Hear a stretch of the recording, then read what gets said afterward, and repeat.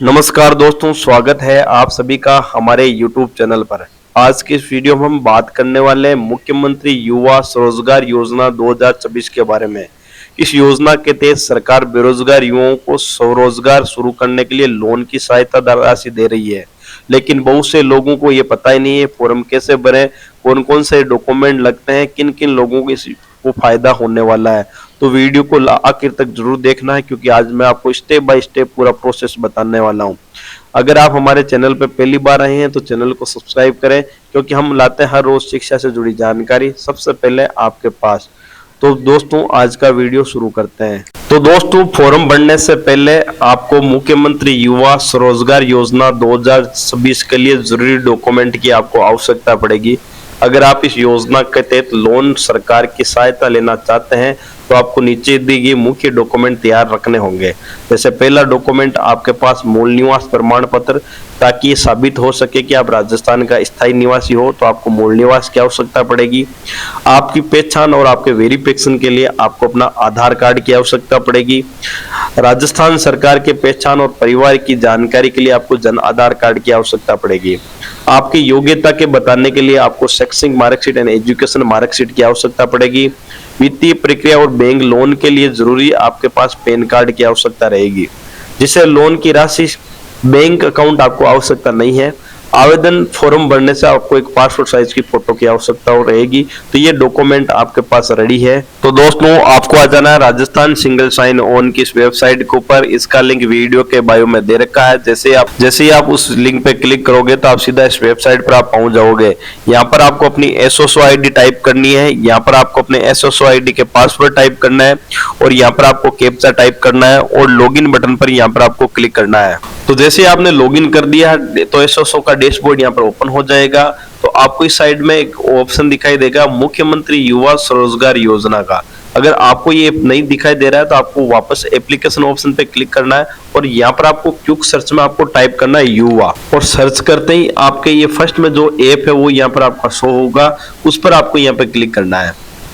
Click करते ही ये app यहाँ पर ओपन हो जाएगा। तो आपको क्लिक करते ही ऐप ओपन हो जाएगा और मुख्यमंत्री युवा स्वरोजगार योजना का डैशबोर्ड यहाँ पर ओपन होगा।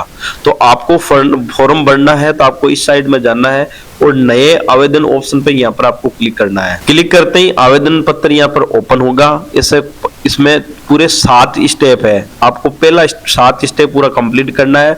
तो पहला स्टेप आता है सामान्य विवरण का। तो सामान्य विवरण के अंदर आपको ऊपर की साइड में लिखा आएगा जिला उद्योग केंद्र। आप कौन से जिले से आवेदन करना चाहते हैं, आप कौन से जिले से आते हैं। जैसे हमें डीडवाना कुचामन से फॉर्म भरना है तो मैं डीडवाना कुचामन यहाँ से सिलेक्ट कर दिया। आवेदक का प्रकार आप खुद भर रहे हैं तो यहाँ पर आपको व्यक्तिगत सिलेक्ट करना है। और प्रस्तावित व्यवसाय आप बिजनेस कौन सा करना चाहते हैं वो तीनों सरणी यहाँ से आपको सिलेक्ट करनी है। अगर आपको आपको कोई सेवा करनी है, जैसे कोई आपको सर्विस का काम करना है तो ये सेवा ऑप्शन सेलेक्ट करना है। निर्माण के अंदर आप कोई निर्माण कार्य करते हैं तो ये निर्माण कार्य ऑप्शन सेलेक्ट करना है। अगर आप बिजनेस करना चाहते हैं, कुछ खरीदना कुछ बेचना चाहते हैं तो व्यापार ऑप्शन सेलेक्ट करना है। इन कैटेगरी में आप आते हैं, एक एक कैटेगरी यहाँ से आपको चेक करनी है। जैसे हमने सेवा की कर लिया तो उद्यम का प्रकार यहाँ पे नवीन रखना है और उद्यम की सरणी यहाँ से सेलेक्ट करनी है। आप किसकी मरम्मत रख रखाव आधारित सेवा करना चाहते हैं, होटल अस्पताल कंप्यूटर पर आधारित शिक्षा या रोजगार संबंधित सेवा देना चाहते हैं तो ये सिलेक्ट करना है। अगर आप इनमें नहीं आते हैं या बिजनेस करना चाहते हैं तो व्यापार सिलेक्ट करना है। और व्यापार का यहाँ पर आपको सिलेक्ट करना है, भाई कृषि का करना है, फुटवेयर का करना है, फर्नीचर क्रय विक्रय करना है, मोटर पार्ट्स का करना है, साइकिल ई रिक्शा का करना है। तो ये कैटेगरी यहाँ से आपको सिलेक्ट करनी है। तो जैसे हमारा काम है वो सेवा का है, कंप्यूटर का काम करते हैं तो हम कंप्यूटर पर आधारित सेवा यहाँ से सिलेक्ट करनी है। और उद्यम की उपसरणी यहाँ से सिलेक्ट करनी है। इनमें आपको भाई हम साइबर कैफे चलाते हैं या ई कॉमर्स सेवाएं करना चाहते हैं तो हमारा काम साइबर कैफे का है, तो इस ऑप्शन पे यहाँ पर आपको क्लिक करना है। और नीचे की साइड में उद्यम की प्रगति का वास्तविक कार्य है। आप इसमें काम जो करना चाहते हैं वो जो ये सिलेक्ट किया वो यहाँ पर आपको नाम लिखना है। जैसे हमें ई मित्रा साइट के अंदर संभावित रोजगार, आप अपनी ऑफिस के अंदर कितने जनों को रोजगार देना चाहते हैं वो यहाँ पर आपको टाइप करना है। यहाँ पर आपको अपने pan card number, pan card कोई कंपलसरी नहीं है, यहाँ पर रेड मार्क स्टार मार्क नहीं है तो भरने की जरूरत नहीं है तो आप भर लेना, बाकी जरूरत नहीं है। और नीचे की साइड में आगे जाए ऑप्शन पे क्लिक करना है। क्लिक करते ही अगला विवरण आता है आवेदक का विवरण। तो आवेदक विवरण के अंदर पहला ऑप्शन आता है संस्थान का नाम। अब आप किस संस्था जो आप बिजनेस करना चाहते हैं तो उस संस्था का आपका नाम लिखना है। जैसे आप किसी में, जैसे हमें ई मित्र का काम स्टार्ट करना चाहते हैं तो हम यहाँ पर ई मित्र का नाम लिख देते हैं। हमारा ई मित्र का यहाँ पर नाम लिख दिया। और इस साइड में यहाँ पर आपको जिसका फॉर्म भर रहे हैं उसके यहाँ पर आपको जन आधार नंबर टाइप करना है। जन आधार नंबर टाइप करते हैं यहाँ पर सर्च ऑप्शन पे क्लिक करना है। जैसे हमने जन आधार ऑप्शन पे क्लिक कर दिया तो यहाँ पर सदस्य का चयन करें तो यहाँ पर आपका जो फॉर्म भर रहे हैं उस सदस्य पर आपको क्लिक करना है। क्लिक करते हैं आपको नीचे की साइड में जाकर सदस्य चुने ऑप्शन पे क्लिक करना है। क्लिक करते हैं यहाँ पर जन आधार की ई-केवाईसी का डैशबोर्ड ओपन होगा। यहाँ पर आपको अपने जन आधार में जो मेंबर है उस पर ओटीपी जाएंगे तो डिक्लेरेशन ऑप्शन पे क्लिक करके ओटीपी भेजे ऑप्शन पे क्लिक करना है। यहाँ पर आपको अपने ओटीपी टाइप करने जो भर रहे हैं फॉर्म के, और नीचे ओटीपी टाइप करके ओटीपी माइने ऑप्शन पे क्लिक करके वेरीफाई करना है। जैसे आपने ओटीपी वेरीफाई कर दिए हैं तो आपका अंग्रेजी में नाम आ जाएगा, हिंदी में आ जाएगा, पिता पति का नाम आ जाएगा, जन्म तारीख ऑटोमेटिक भरी आएगी। जो जन आधार में जो डाटा थे वो ऑटोमेटिक यहाँ पे भरे आएंगे। आपको सिर्फ सीधा धर्म सेलेक्ट करना है, आप हिंदू है या मुस्लिम है या सिख है या ईसाई जो भी है आप वो धर्म सेलेक्ट करना है। और शैक्षिक योग्यता यहाँ से आपको सिलेक्ट करनी है।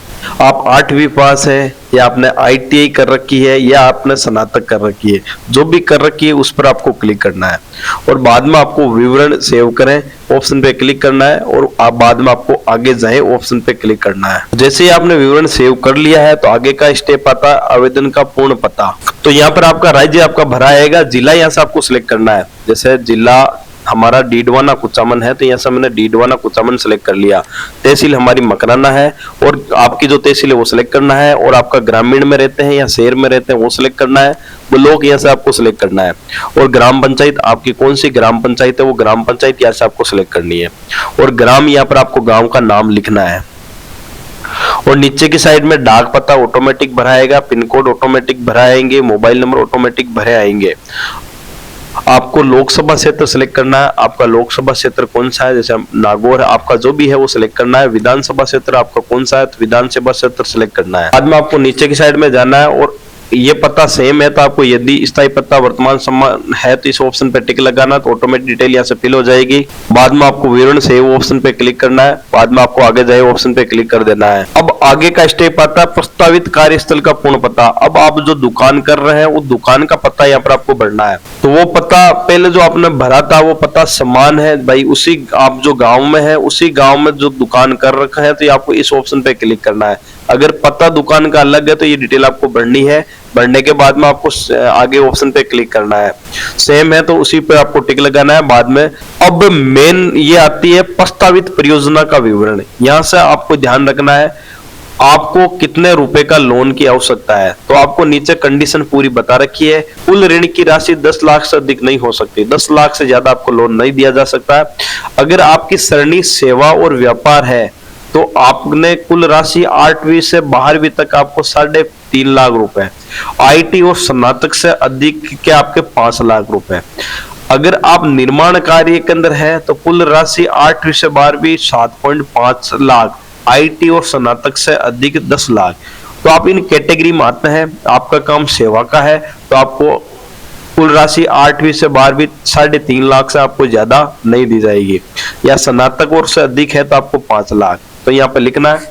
तो यहाँ पर आपको पूंजीगत ऋण बताना है भाई, टर्म लोन आपको कितने रुपए, जैसे हमें टर्म लोन के यहाँ पर हमें चाहिए, जैसे हम सरणी है हमारी स्नातक से अधिक मतलब 5 लाख तक की, तो यहाँ पर हमने लिख दिया 1.5 लाख। और हमें कार्यशील पूंजी के लिए हमें चाहिए जैसे यहाँ पे 3.5 लाख। ये लिखते ही साइड में 5 लाख आ जाएंगे। बाद में आपको नीचे की साइड में जाना है। यहाँ पर पहला आता है स्थायी विनियोजन कार्यशील पूंजी के लिए। आपने भूमि के लिए आपको यहाँ पर हमने लिख दिया 50,000 रुपए। हमने 50,000 रुपए में किराए लिए तो इस साइड में भी हमें 50,000 रुपए ही लिखना है।